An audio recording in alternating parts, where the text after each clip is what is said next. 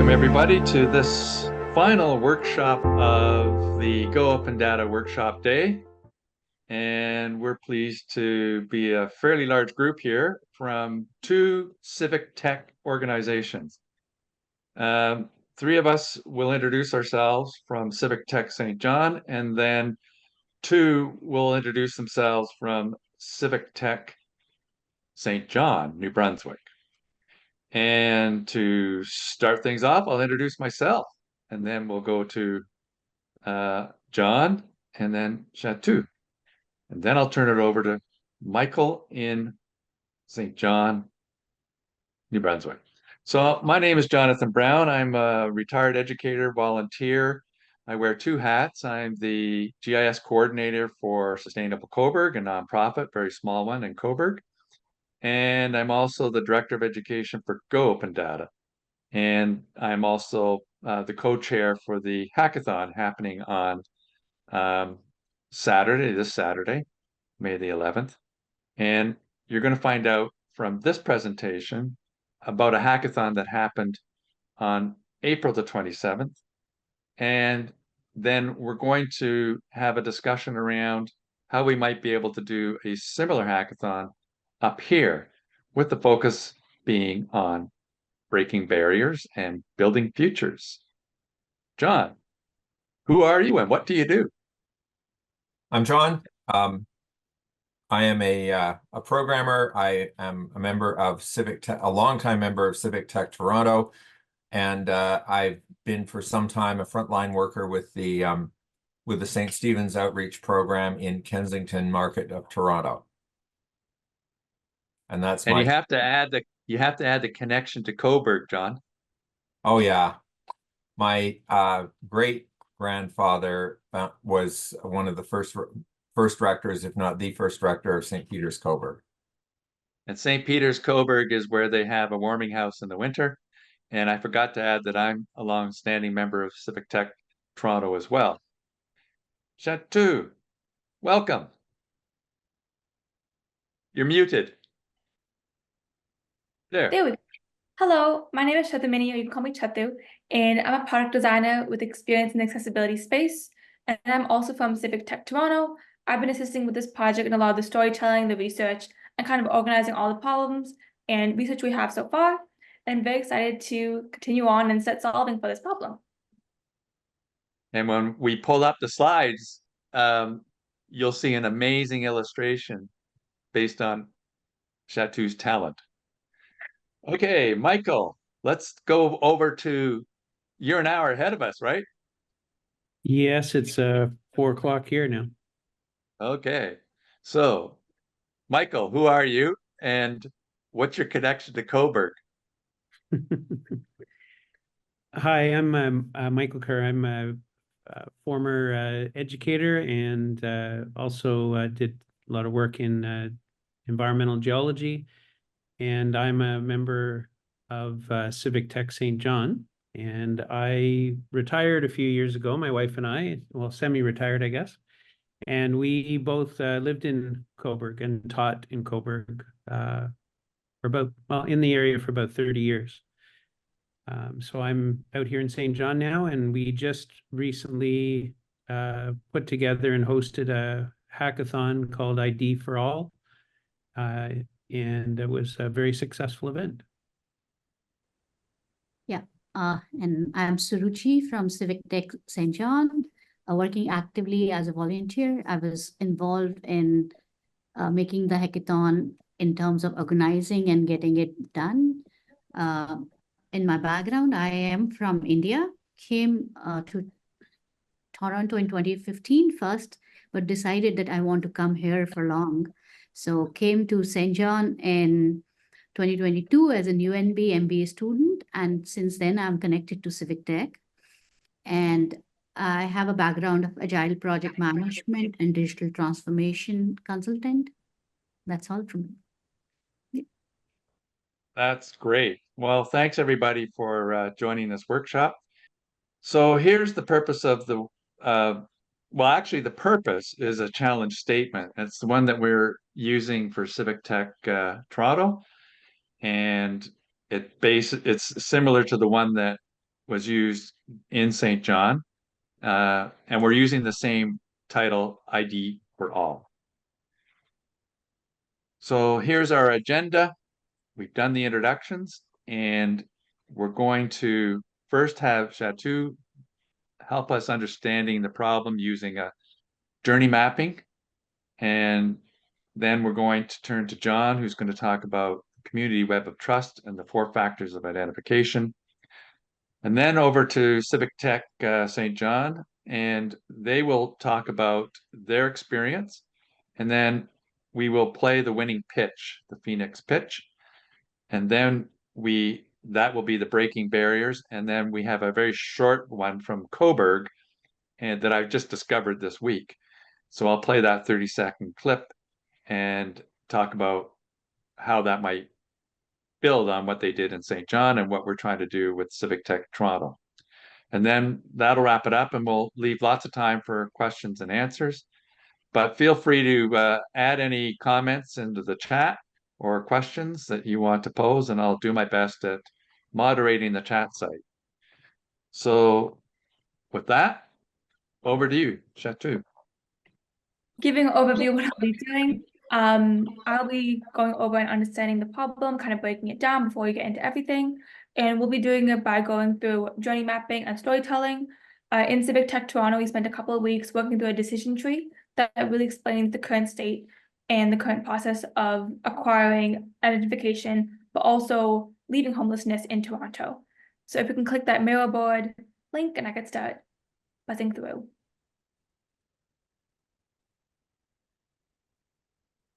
Up. Lovely. If we could just go to the first one that says start, I labeled them all so it'll be easy to go. Okay, where do I do? If you could just zoom in. Oh, zoom in. Yeah. Start. Yeah. I see what you're saying. Okay, just a sec. How's that? Lovely, perfect. So just giving an overview of the problem. Identification is necessary for a multitude of services that we require in our day-to-day life. This can include hospital services, driving as well, even getting an education. They all require identification. Those facing chronic homelessness find it difficult to acquire and also hold permanent identification in Toronto. And generally everyone else too.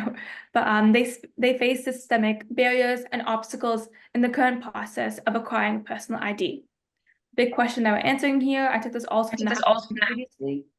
How could local social service providers create greater awareness of and access to personal government identification to help individuals overcome, again, those systemic barriers to social resources and service delivery?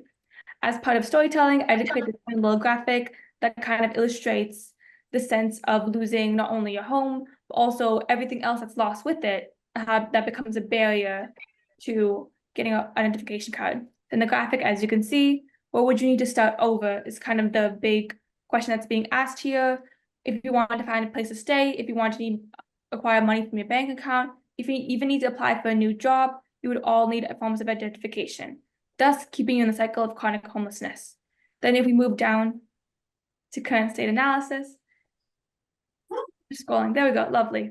So now we're going over the preconditions and postconditions of homelessness, or chronic homelessness. So how do we even get in this position? And also how do we leave it?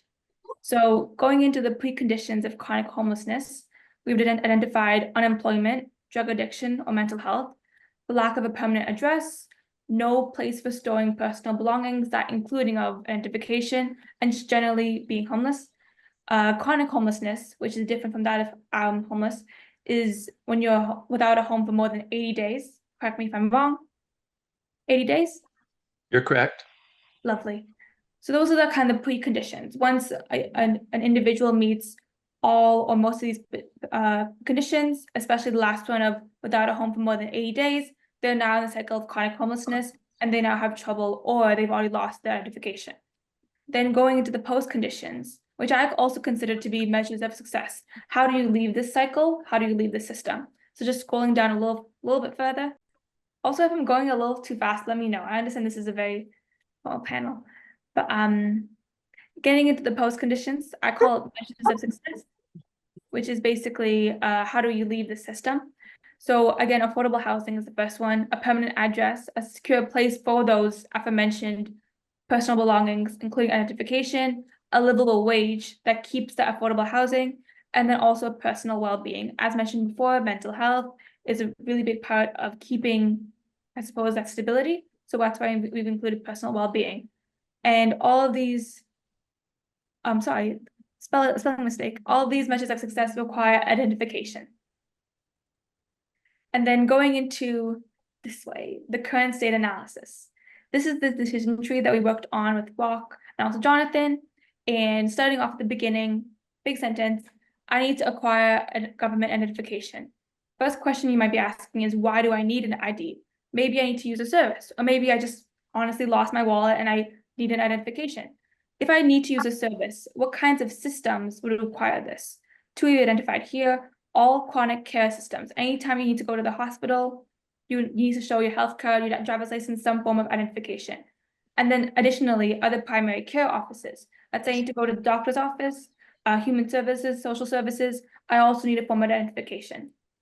Then let's say the other case is I've lost my ID. I need to go somewhere. How do I find out where to go? Where do I even look to finding an ID, to acquiring stability, to finding shelter? So here we have listed all these services and all these places where you might be looking for answers. This is for looking for information. Maybe I'm going to an ID bank. Maybe I'm going to a local city volunteer. We can scroll down a smidge more. Scroll down a bit more. There we go. Maybe I'm searching on Google. Maybe it's at the library. Maybe it's the word of mouth. All of these are forms of or places you'd find information to acquire an ID. Then going a little more this way. Let's say I did acquire this information. Oftentimes, this information would lead to a transition house, which is, as I've defined here, it's a short-term, it's any kind of short-term accommodation, the formal transition house in Toronto, but basically a place where I'm able to either acquire shelter or it is shelter itself. Correct me if I'm wrong. Then even entering the transition house, this user or client, it's not simply just walking through the door. There's often several steps that in the current process that of Toronto and other places that we've identified a lot of pains and a lot of struggles in. So going through the intake process, let's say I walk into the door of this house, the first step of being greeted and even getting into this establishment, it's often waitlisted, there's often lines. A lot of people are often reluctant to take the first step.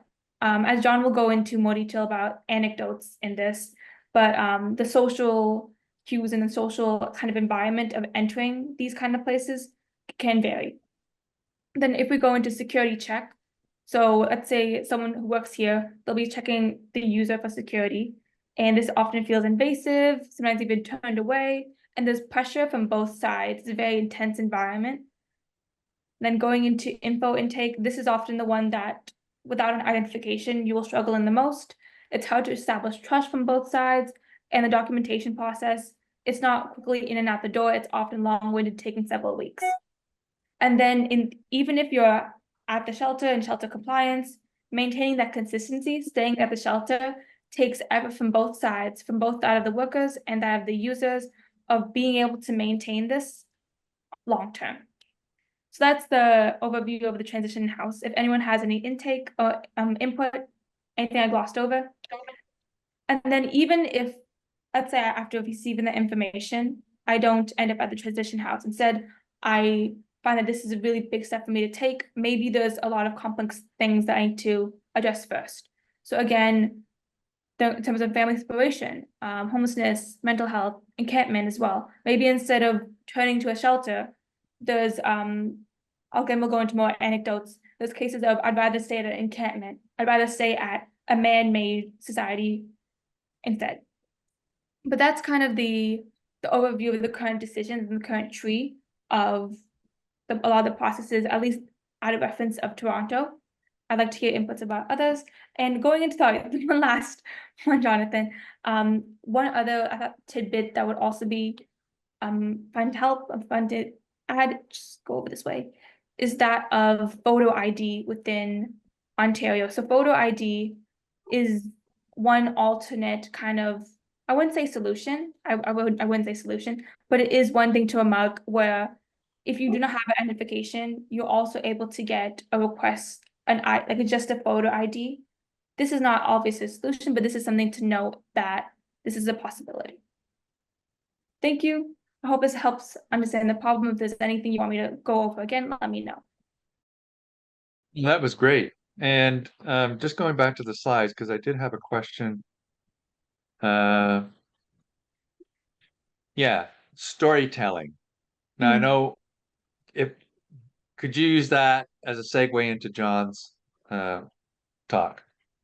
Yes. So as I've already walked through this decision tree, and as I've talked through it already, and I'm putting you in this kind of in the sense of, or putting you in the space of someone who is facing chronic homelessness. I'm walking through the decision tree saying, as if you're someone who has lost their ID, where would you go for information? Where would you go in these processes? And kind of creating this more human experience. That's what storytelling is all about. To adhere and build on storytelling, John will be going through several anecdotes that would prove a lot of these processes that I've discussed previously. That helps. Yeah, and I remember when I was working with an adult learning center in Toronto at York region, and some of the newcomers there, they used what was called digital storytelling. So they would take a photo, one of their favorite photos that described or in a picture their lived experience, and then they did an audio graphic, a digital storytelling. That was a cool. Have you ever done those? I've done storyboards with photos, yes. An audio one sounds very interesting to do, and I think it could really help with this project. Yeah. And then the idea is that from that storytelling, you get what's called a persona. Is that correct? I'm no expert on this. Yes. Building Okay. towards the persona, yeah. Great. Okay. So now I can go back into full screen. John. Okay. Yep, you should be able to hear me. Okay. Yep. I'm going to start with the concept of computer security experts who work in the basic 4 factors of identification are typically something you are, that would be a biometric identifier, such as fingerprints, facial recognition, more esoteric ones like retinal scans. Then something you have, such as an identification card, a driver's license, a passport, something that identifies you uniquely, that is a trusted document from a trusted issuer, something you know, obviously a password, a personal identification number, a passphrase, and then the concept of a trusted third party who will vouch for who you are. There are a couple of personal anecdotes I can share with you about these things, both concerning passports. Once a long time ago, I was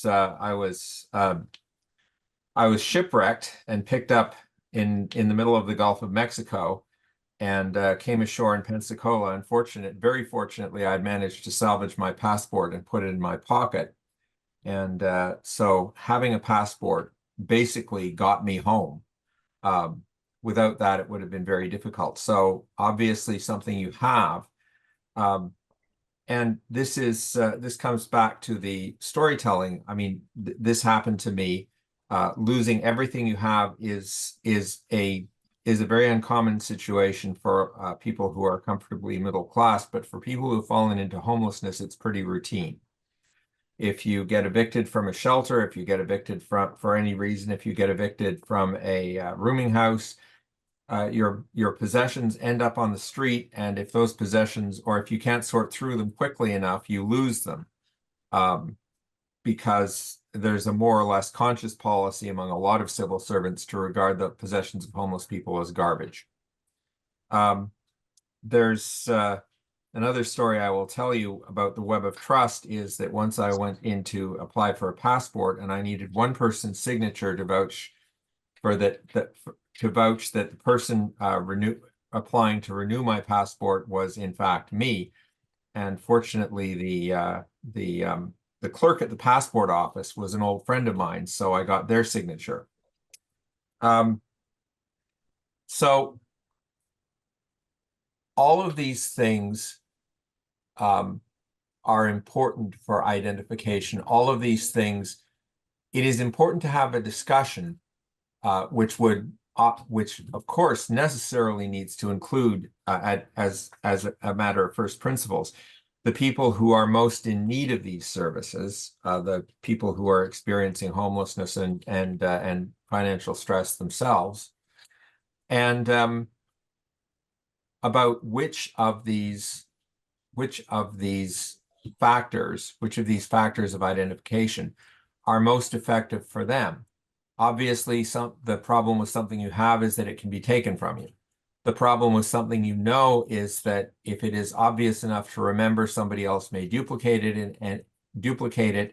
and if it is unobvious enough, you're liable to forget it, as anyone who has ever forgotten a password can tell you, and I've forgotten several. Then there's the something you are is impossible to duplicate, but unfortunately, it's also impossible to escape from. And that creates another problem with trust of legal authorities and of the government, because once you are in the system as somebody who is biometrically identified, you're in there pretty much forever.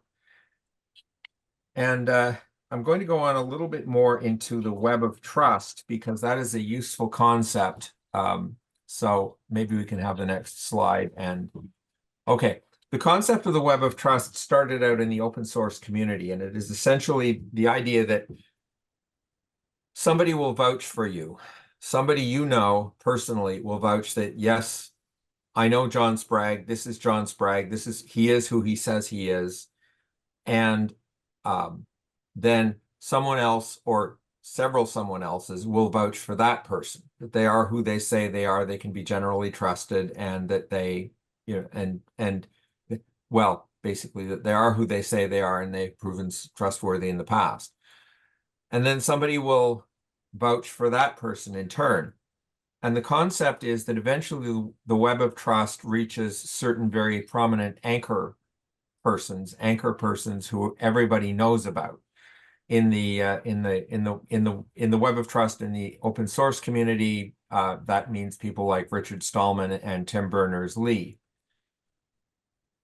It's also possible to have a neighborhood web of trust, using people who are well known in a particular neighborhood, in a particular area.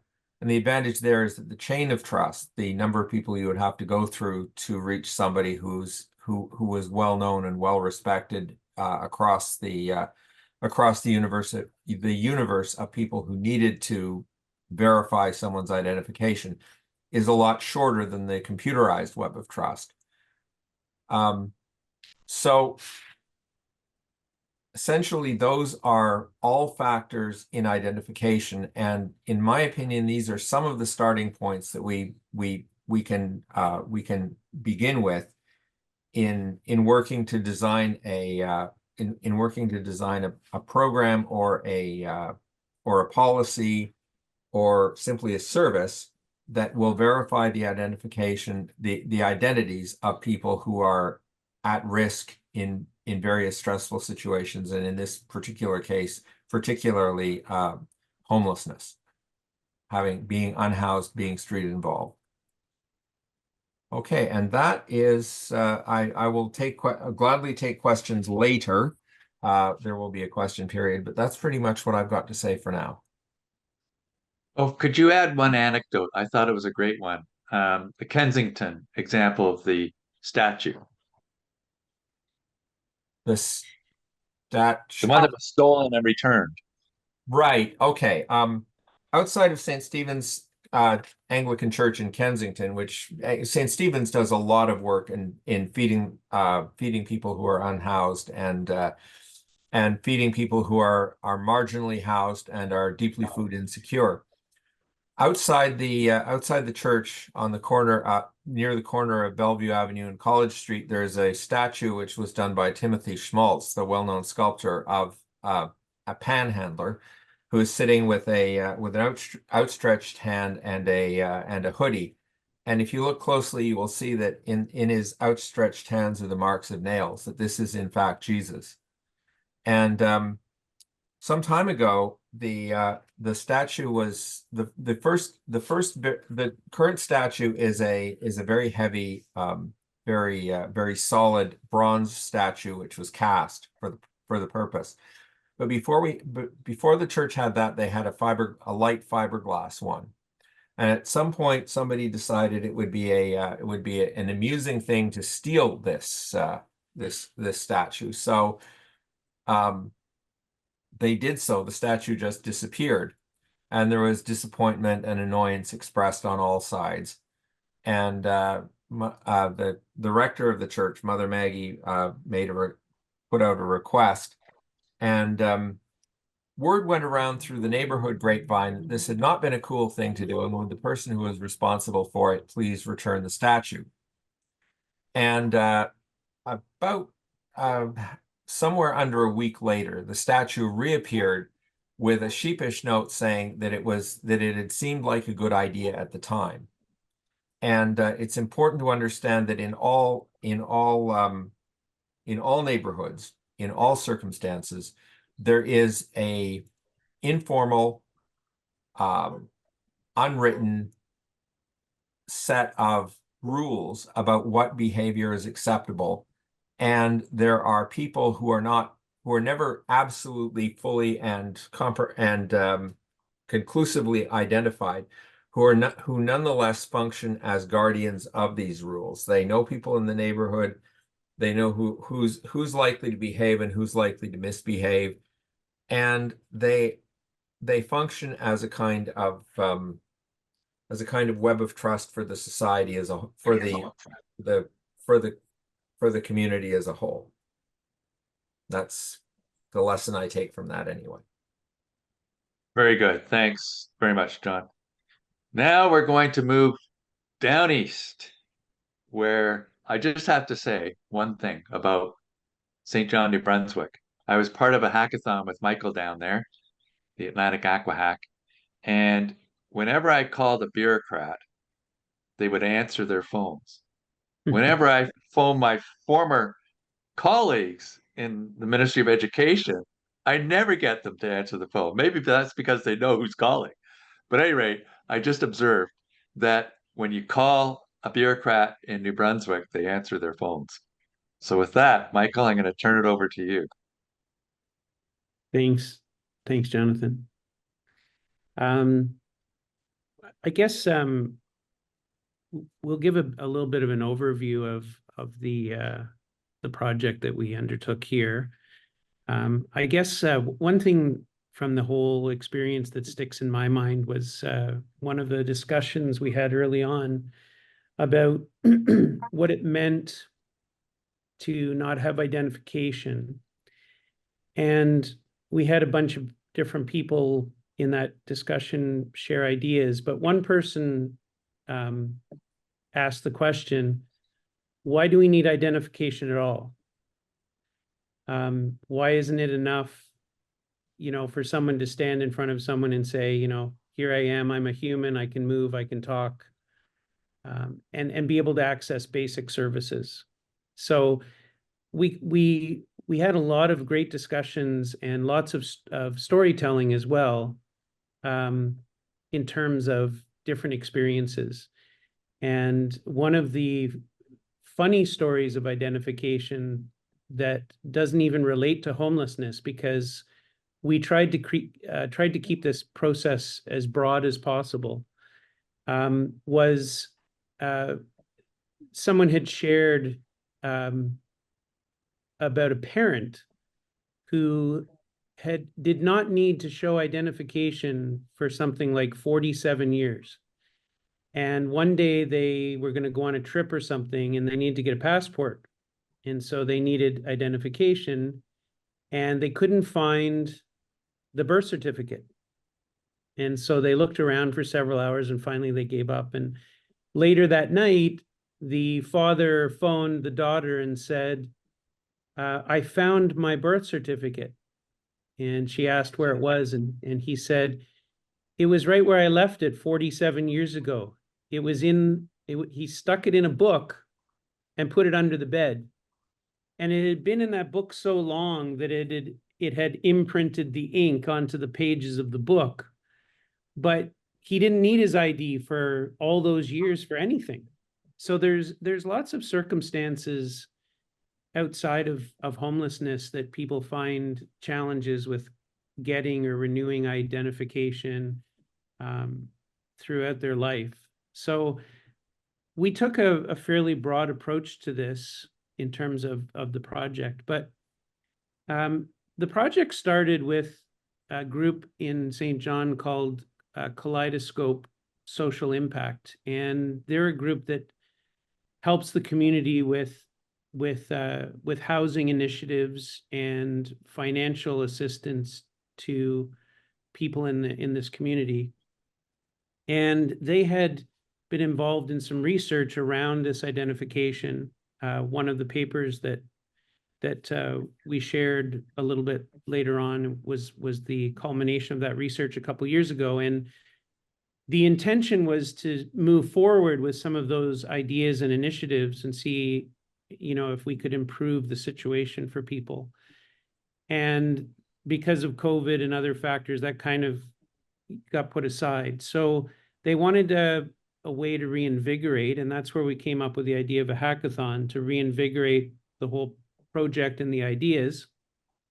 And so Kaleidoscope and Civic Tech St. John got together as a group to come up with a plan for the hackathon. And I guess it was back in the fall of 2023 we sort of started on this.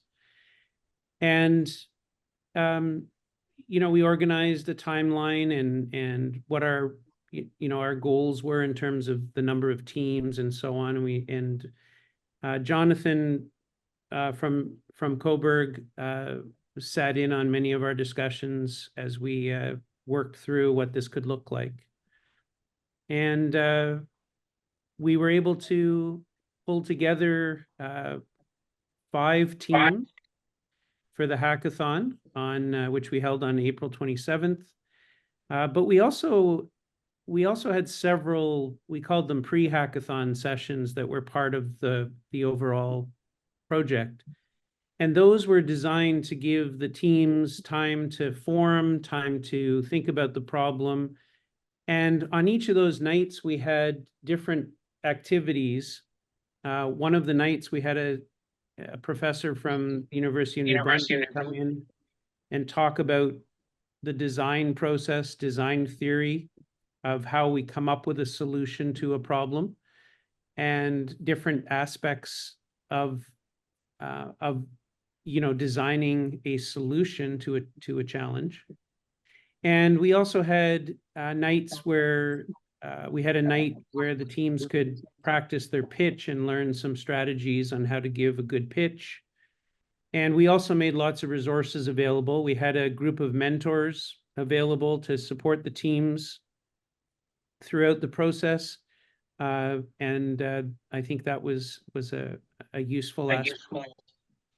And we then we had our sort of final hackathon event, which was really just bringing the teams together. We ended up later on in the process, we got another sponsor for the program, Envision St. John, which is an organization that promotes business development and settlement in the St. John region.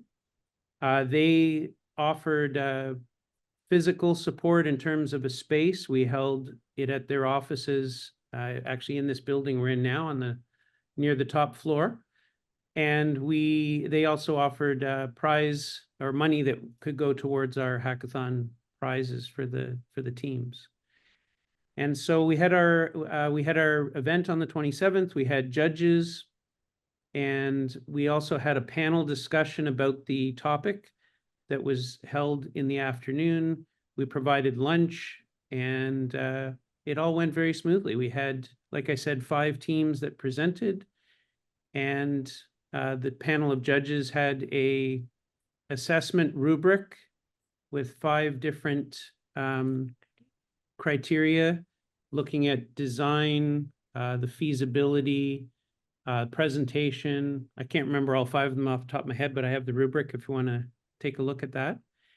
And we wrapped up about a 5.5 hour day that day with all the events and the presentations. And we have not had a chance to have a review of the whole process yet as a team, but we're looking to schedule that soon. But it went very well, and we had lots of very enthusiastic community volunteers from the judges, the panelists, and all of the people, including Suruchi and myself, that were helping to organize this whole event. So we had lots of people that were very interested in making this successful.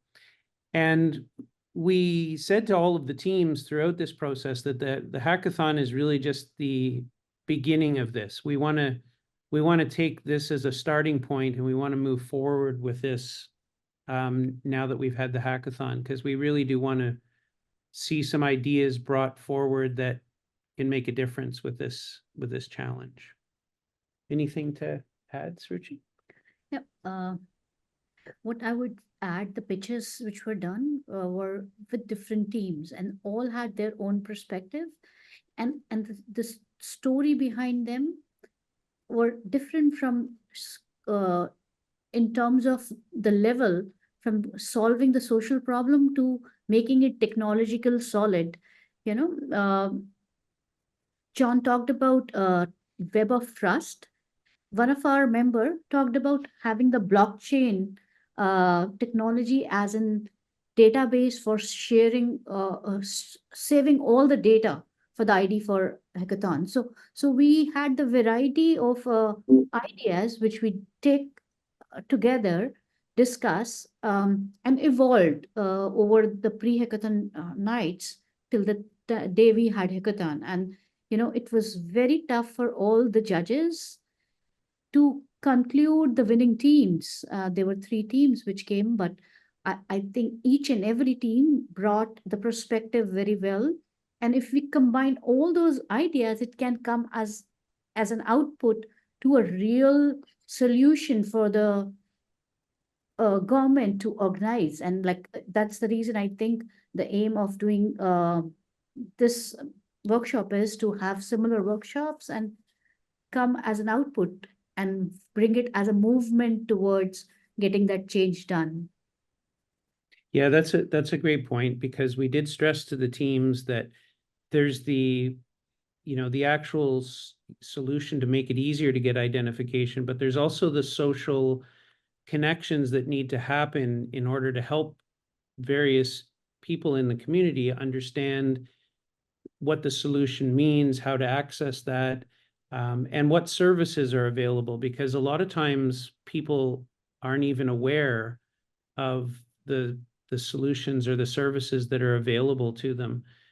So they don't understand the connection necessarily between, if I have ID, I can get, I could get this subsidy, or I can access this service more easily. So that was really stressed to the groups as part of the challenge, that it's got those 2 aspects to it. How do we make this happen, and what do we make happen? So it was those two aspects. And Suruchi did mention that all of the teams, and the judges mentioned this as well, that they all came up with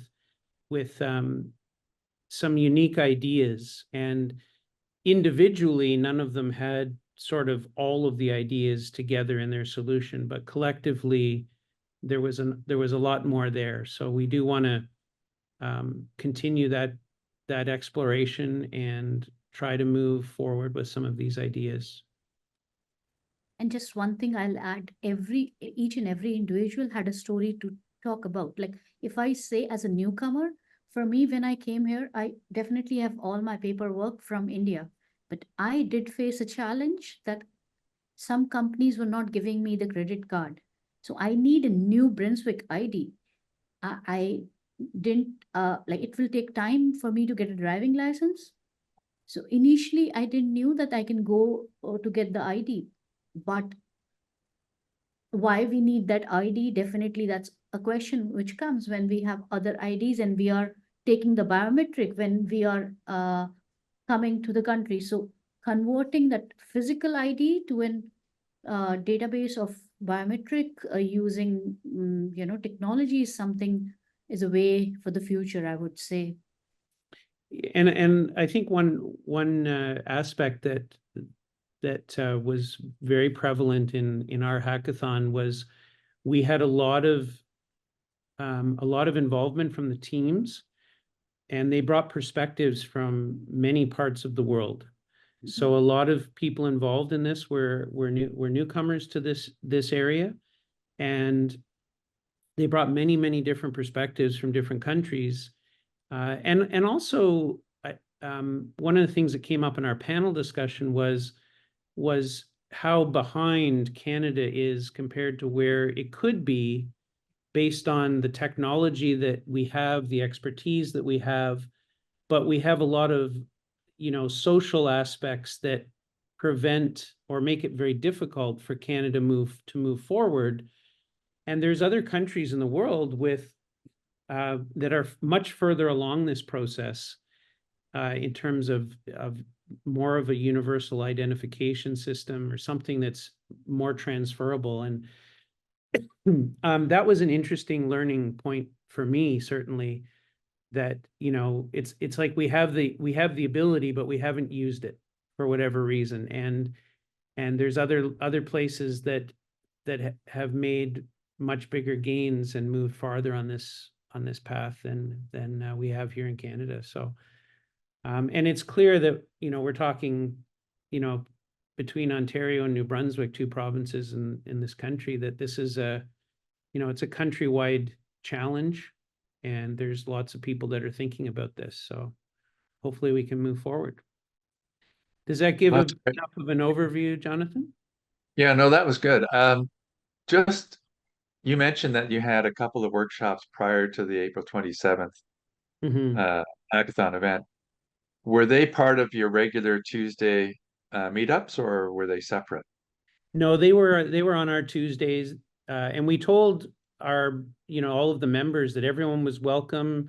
Everyone could participate in terms of a team or participate in the workshop. So we did have teams participate, but we also had regular members participate. So the workshops were sort of multi-purpose, really. They were for the teams, but they were also useful learning for our community as well. That's a good point.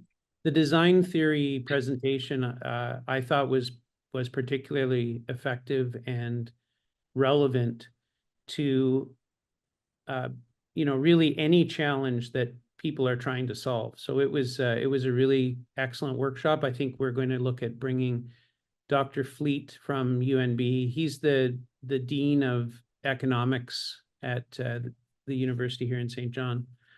But I think he was very interested in being involved further with our group. So we're going to look at having him back, I think, for another session.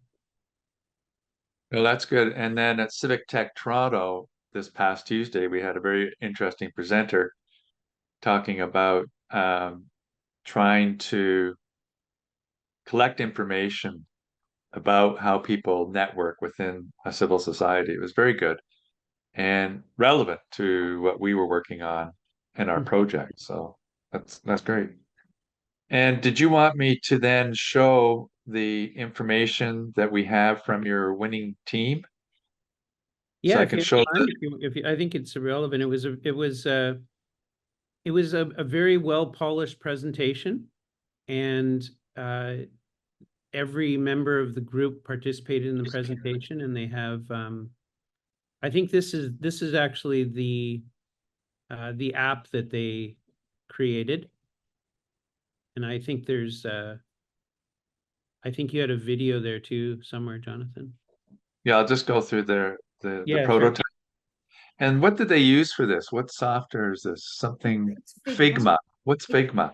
It's a storytelling, a storyboard kind of a software, generally used by the designer, because the lead designer, like there was a designer working in the team, so they use it for mocking up for mobile apps or web pages. Cool. And they actually even demonstrated this from their phone just to show that this was an app for a phone. So that was a nice addition to that too. Yeah. So Figma has the tools which can, import it into a web page or an app automatically after you do some settings. So it can give you a prototype, working prototype. Oh, that's cool. Yeah. How long do you think it would take somebody to create something like this once you had the content? It's like, because I have done such kind of assessment, I would say it will take around 40 hours of effort in getting such prototype done. The level of 40. Yeah. Okay. Okay, so not on a day. No. No, but it's like, the design team and having all this done will take time, maybe first draft and then a second draft. So generally teams work multiple drafts before it comes to this level. But if somebody's doing it in 8 hours, it's possible if they know exactly what is required, but it takes iteration before it can. And I'm taking 40 hours as a project manager mindset, if you have to change a time bulb, you will say 5 minutes. I will say no, 2 hours. So that's how that 40-hour came in. And then here's their yeah, this was their presentation that they spoke to. so I could maybe just pull it up like this. Let's see. So they've got a Google Doc there, link. This is one of the personas. Yep. Yeah, I was impressed that they had interviewed 300 or something. They surveyed 300, but then they had interviews, right? With Yeah, one people. of the interesting findings was that a large percentage of, I think it was from this group, if I'm not mistaken, but they found that a large percentage of people who didn't have identification would very much be willing to have, biometric protected digital data, so that they'd be able to access it and not necessarily worry about it being lost or stolen or whatever else. So I think sometimes we worry about the level of privacy, but their surveys found that a lot of people would appreciate that. And so that was, that was some interesting information for them to find. But even just the process of asking people, that showed, they were really willing to dig deep into,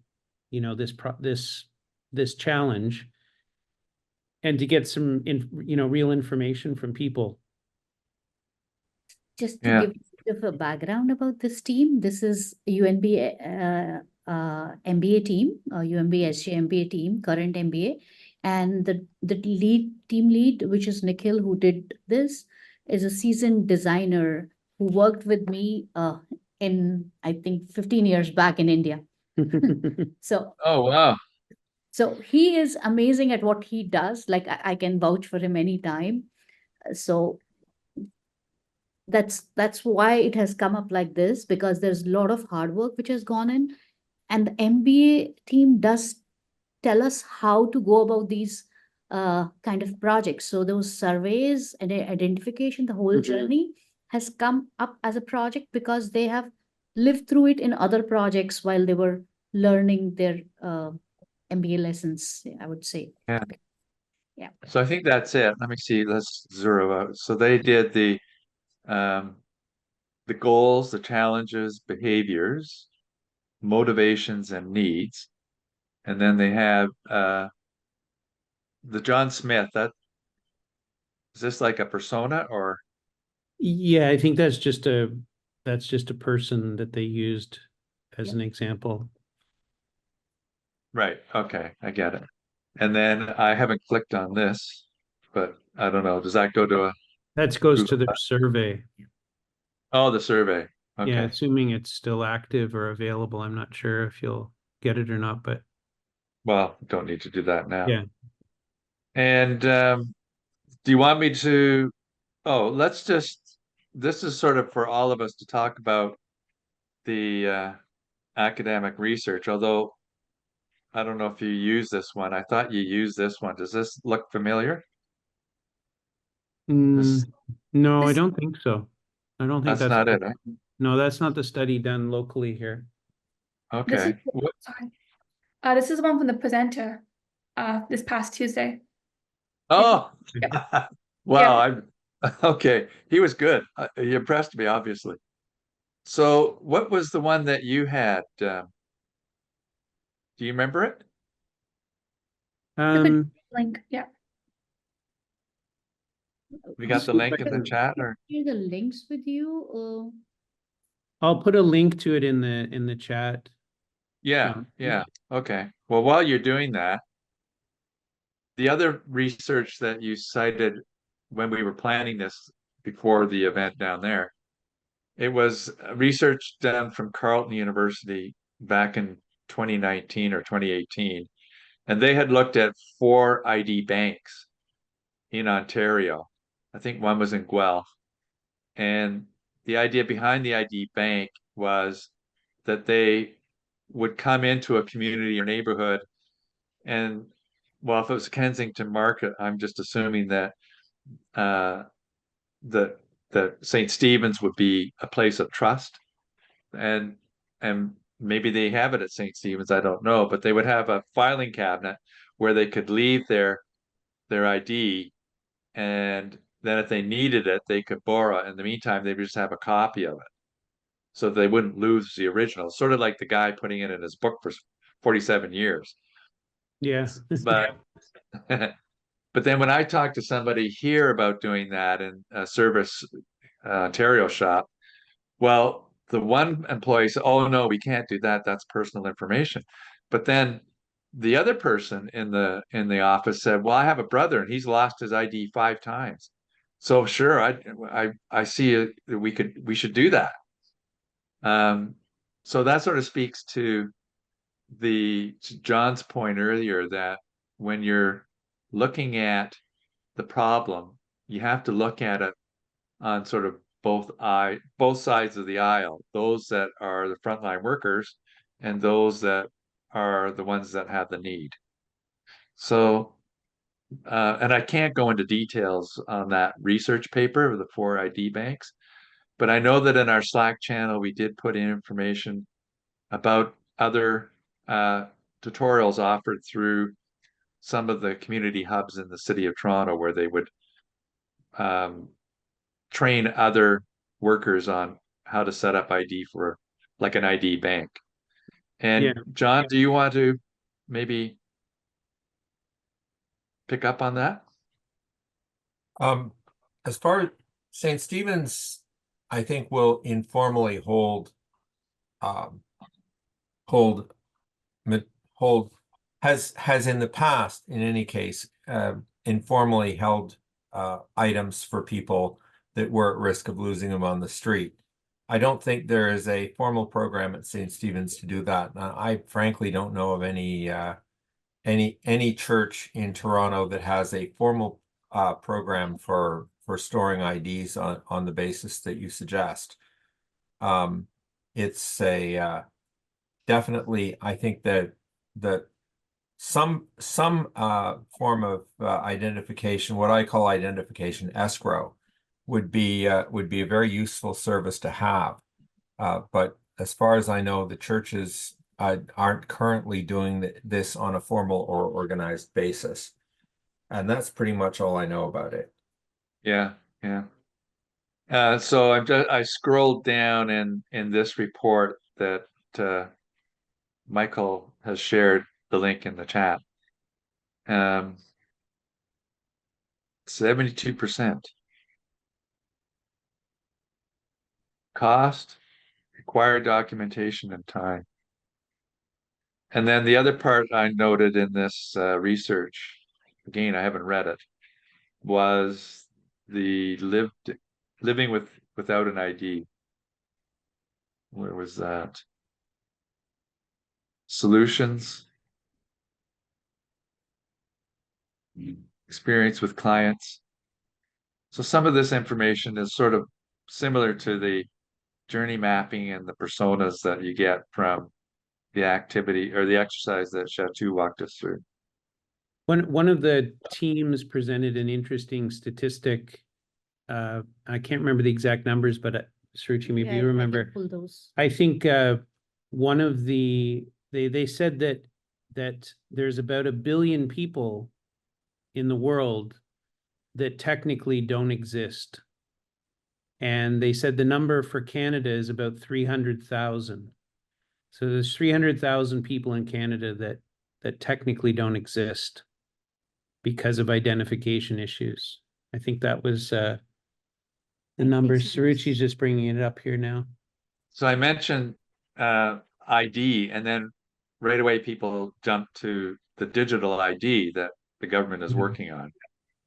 And so it's interesting to think about, okay, we're moving into a digital ID.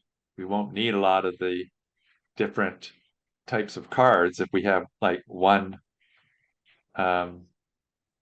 digital ID. And I suppose that there are pros and cons to that, because if somebody were to hack into your vault, then that would be a real big issue. You want Yeah. to share the link? You want to share the link or?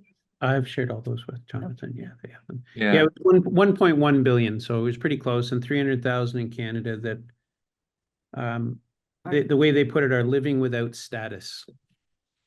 Wow.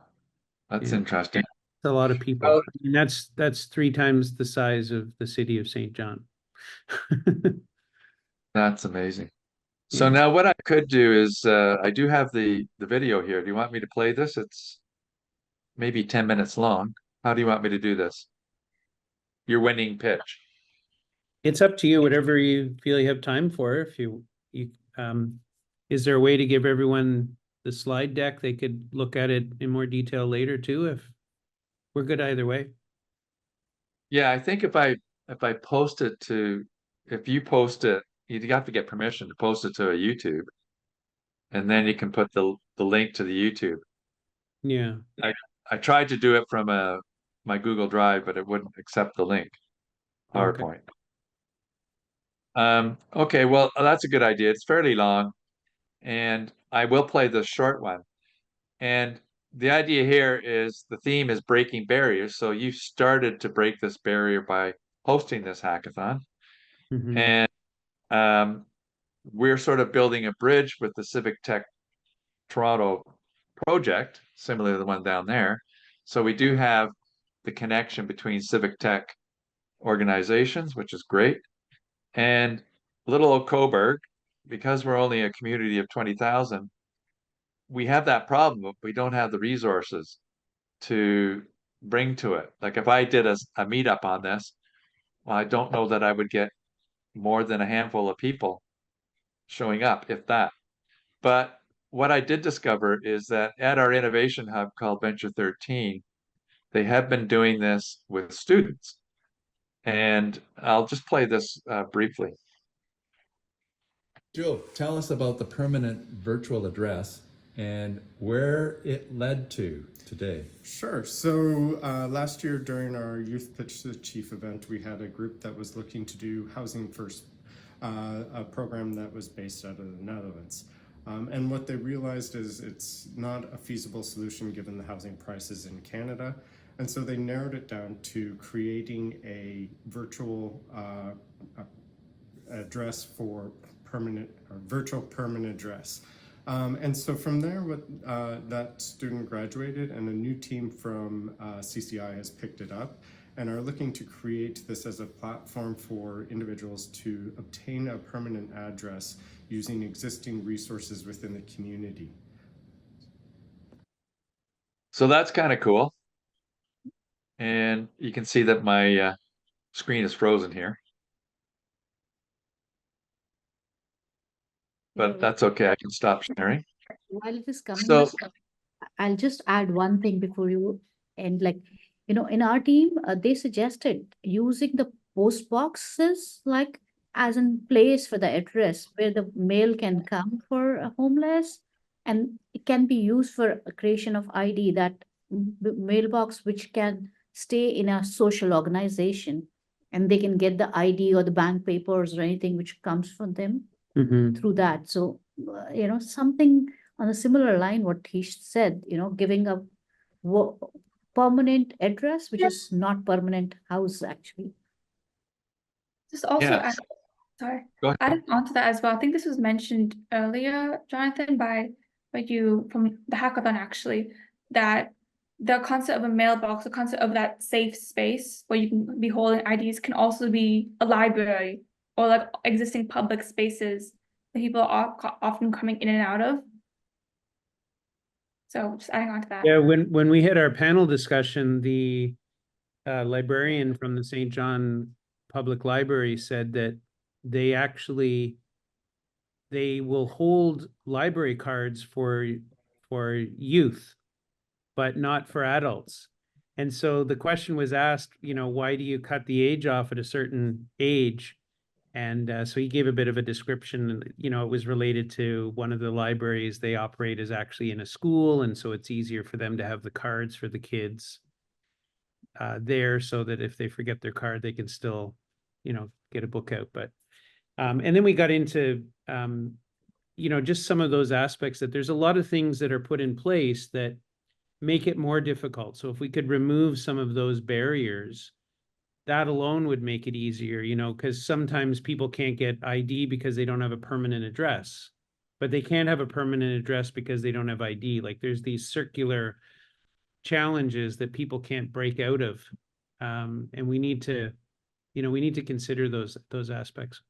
One thing that stood out from Darlene from Kaleidoscope, she made a comment one time that if you work at Service New Brunswick or Service Ontario or Service Canada, and you have a day where, you helped 99 people out of 100 that you served, you helped, that's a successful day for the Service Ontario or Service Canada employee.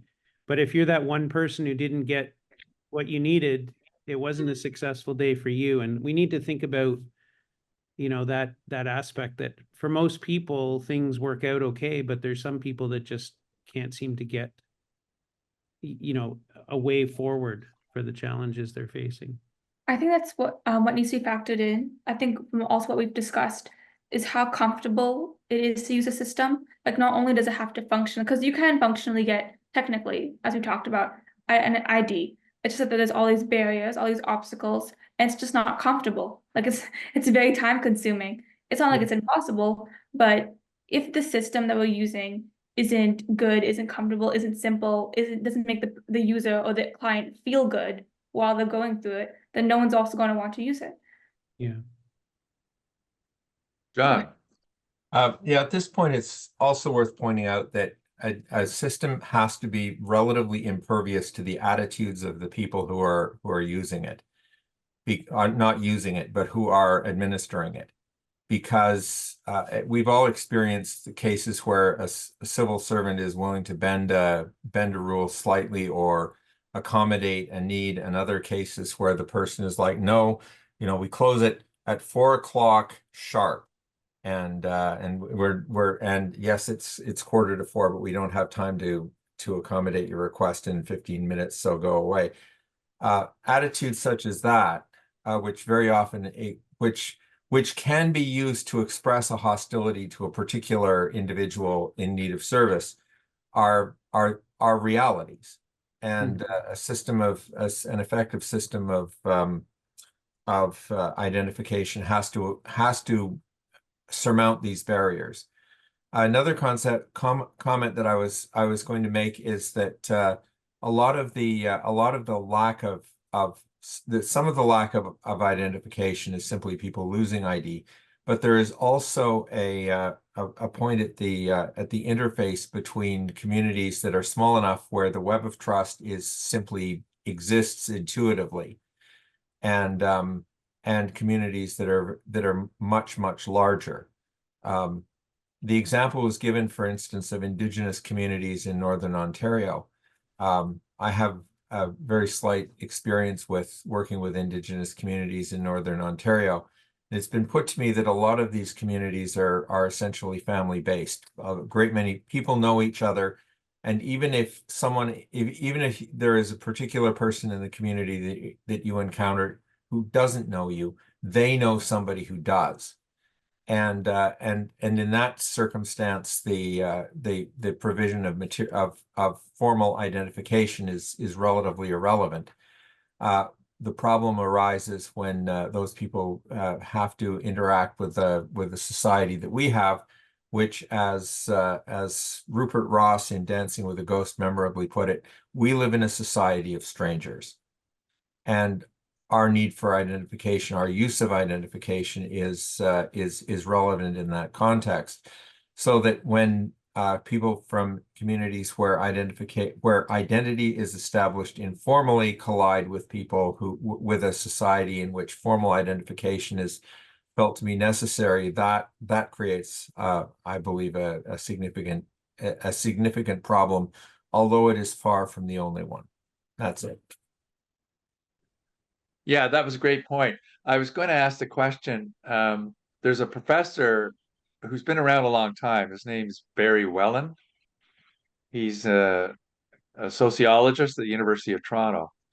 And I remember him because he was talking about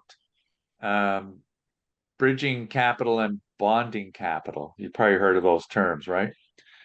And to one of the first wired networks in a neighborhood in York region. I forget the name of it. It was a new development, and it was set up to be a bit of an experiment about a wired community and how what kind of community would develop if you had a network.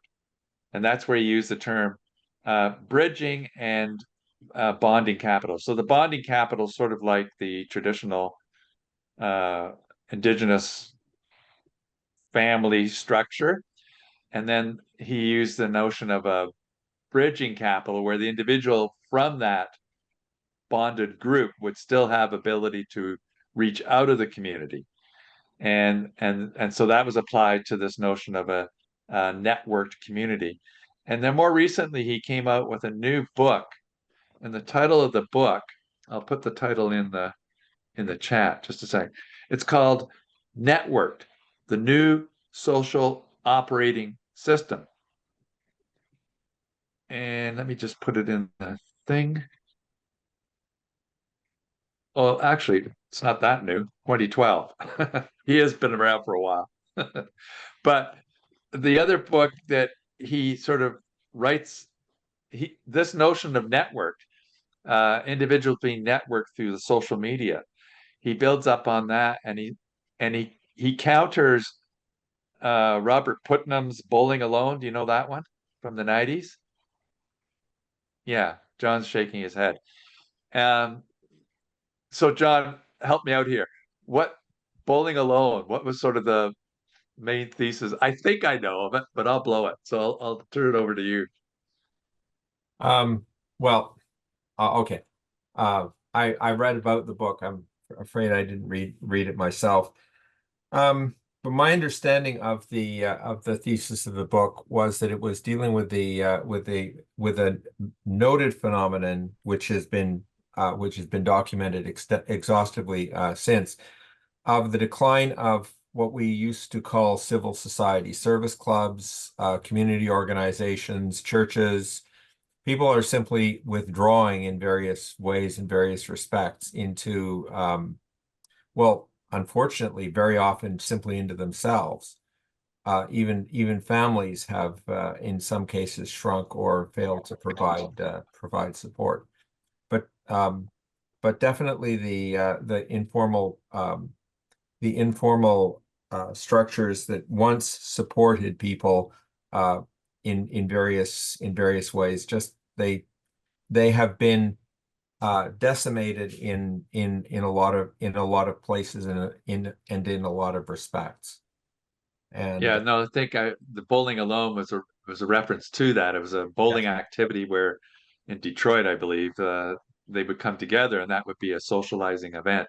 Yeah. Whereas what he discovered is they were out actually bowling alone. The social aspect had disappeared. Mhm. Yeah. Okay, so let's just go around and we don't have much more time, but we could maybe say what's one thing that we could do if we wanted to continue this work that Civic Tech St. John started, and that we have picked it up in Civic Tech Toronto. And I know that Rock, who couldn't be here, he said, "Oh, it'd be great if we could do one up here, a hackathon up here, maybe in June or something like that." What would your advice be to us, Civic Tech St. John? Do you want to share some ideas? Like doing the hackathon is a good idea, but one thing which just came right now to my mind is all Civic Tech can start a social movement where what solution we are trying to say can be heard by the actual authorities who can implement it. So kind of a social change page which can be shared and people can sign it. A petition kind of a thing. I don't know how it works in Canada, but in India, when we want to bring some change, we have an social page where people can sign in and share it, and government sometimes here. So ultimately, when we are trying to bring and solve the problem, those ideas need to be further implemented by government. That social change can come when it is coming from top down. That's, I would say definitely doing similar hackathon is a very good idea, because that will give us more awareness and people will be conscious about it. And that's what I would say. I think the hackathon that we ran, having the pre-sessions and starting early, I think was really helpful. It gave the teams lots of time to plan and think and connect with mentors. So I think that was a really useful process to spread it out a bit. We've also had a few discussions around maybe not calling it a hackathon, but calling it something like an idea-thon or something different, so that it has a different take on it, maybe. One of our panelists and also one of the mentors was Nick Scott, and he has had a lot of experience working with governments. And one of the things he shared, kind of related to what Suruchi just mentioned about how do we get governments to hear this. And he said that unfortunately, a lot of times governments don't have the bandwidth to do anything more than what they do on a daily basis. So they can't step back and take a look at the processes and look at things. And so quite often they launch, a pilot study, maybe even a large scale pilot on something that hasn't really been thoroughly thought through, and it blows up. And so they end up getting a lot of pushback and scandals and everything because of that.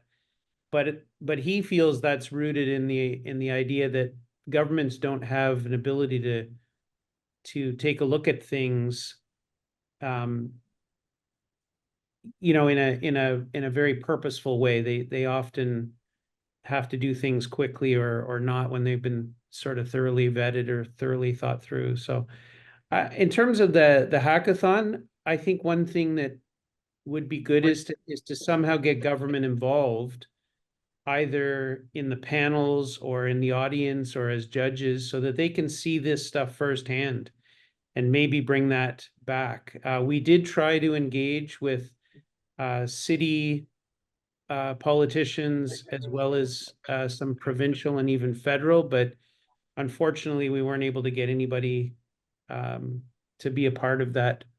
So I think that would have been a nice addition to the process.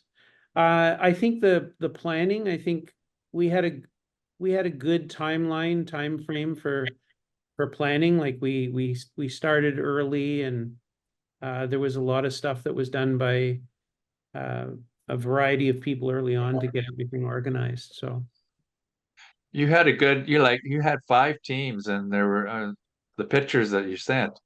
Thank you for that. yeah, You had a good yeah, turnout, right? yeah. Did you do any social media campaign for this? Yeah, we did a lot of social media campaign for that over a period of time, and also word of mouth. Like in the sense, social media campaigns were sent out to different groups. Like we have Crude here, we have Newcomer Center, MBA Society. So those were sharing those social media groups. And then we, as a Civic Tech, we have a regular group of users to whom we have sent the mails. So we actually had more than 7 team initially. Then they turned down to 7, and towards the end they were 5. So even we had a bigger expected audience. Yeah. Yeah. So Yeah. And I think I think just that the timelines leading up to it were useful in getting those messages out. So, Yeah. you know, we didn't just all of a sudden announce, you know, next week we're having a hackathon. So I think that was worthwhile. And the process of taking the groups through some learning and some training was useful. And we've already been approached like a couple days after the hackathon that Envision St. John wants to do another hackathon with us. So we're not sure what we want to do next, but they've already reached out saying they were really pleased with it, and you know, And Micheal, who are they? Like what's their connection to? Vision St. John is it's a economic development organization that's federally and provincially funded in St. John to basically encourage companies to set up here, and for people who are new to St. John to stay here and start businesses and that. So it's And the nice thing about St. John is you can afford to live there. well, things have changed. yeah, it's No, don't tell me that. Things are changing. yeah, there's Yeah. a lot of challenges with housing here too. Yeah. Yeah. Cost has increased. The you know, the government says there's lots going on, but there's not as much going on as they say there is. So Yeah. Now, we're gonna wrap up shortly here, but I want to give John and Chatu an opportunity. And one thing that John told us early on, he said, you can't solve the encampment problem and the homeless problem, but you might be able to take this small little problem about IDs and come up with something that would continue on, that it might actually help. That there could be a potential solution to something small like that. John, did you want to articulate that? Well, when we're talking about next steps, I would say that the first one of the next steps I think it's important to take is to work out a meaningful consultation process with the people who are actually in the situation of need. I mean, I've been able to talk about my own anecdotes. I have a number. I can recite a number of anecdotes, but I certainly can't speak with any kind of validity for the vast majority of people out there who are currently at significant risk of losing their IDs for whatever reason. And it would be good if we could actually approach those people, because solutions that seem to us as though they would be intuitive and workable may for various reasons not be, including for reasons that for instance, somebody like myself would regard as fundamentally irrational.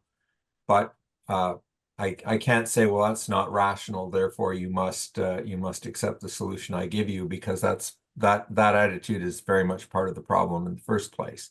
Mhm. So I would urge people who are I would urge people, hackathons are great and it's appropriate to do them again, but I would urge people as part of their research to come to a place like St. Stephen's or another drop-in across the city and just sit down with people and see if you can figure out what they need.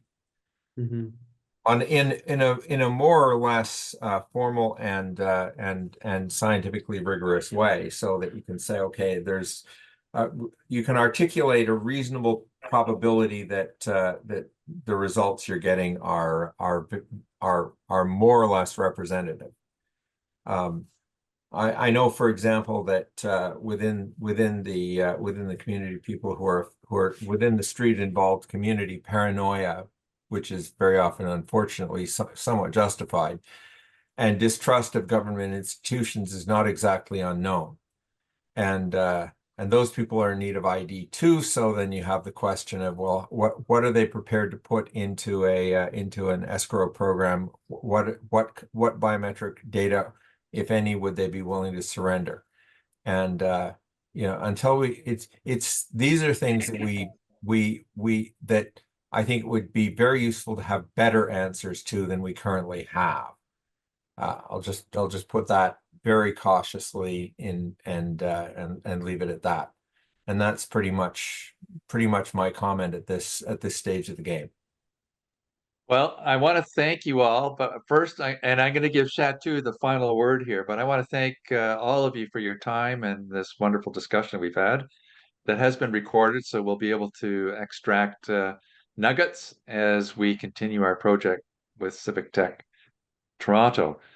Chatu, you get the final word.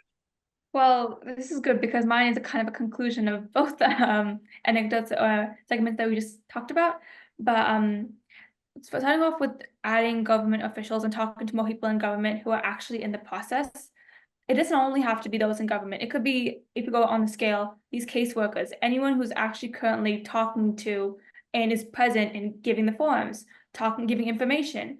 Those individuals are the ones who really know all the pains and really understand not only the process itself, but how feasible, as John was saying, some of the solutions can be. Because we can ideate as far as we can, and we can come up with all this full fleshed out features that would solve this problem. But what if there's something that we can do on a smaller scale during these hackathons or ideathons that would just start solving bit by bit?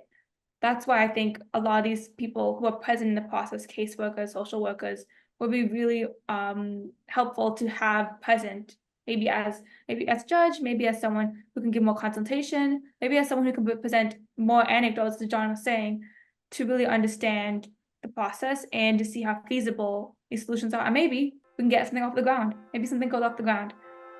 So that's my final word.